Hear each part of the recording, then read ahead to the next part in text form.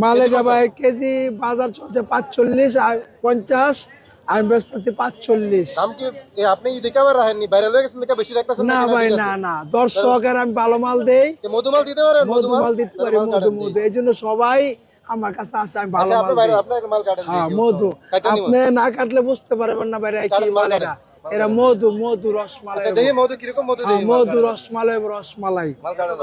এরা মধু রসমালাই, মধু মধু, এই মাল দেবো ভাই পদ্মার ইলিশ, পদ্মার ইলিশ, কাটেন আপনি। মধু হইব, মধু মধু মধু মধু মধু হইব, মধু 45 টাকা কেজি, 45। মধু মধু, এই পদ্মার ইলিশ, ওই কি কইবেন? এরা মধু মধু।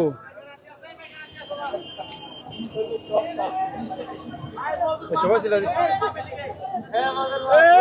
ওই কিরে, মধু মধু রসমালাই, রসমালাই রসমালাই, ওই কিরে, ওই কিরে, ওই কিরে, ওই কিরে, ওই কিরে, ওই কিরে, ওই কিরে, ওই কিরে, রসমালাই রসমালাই।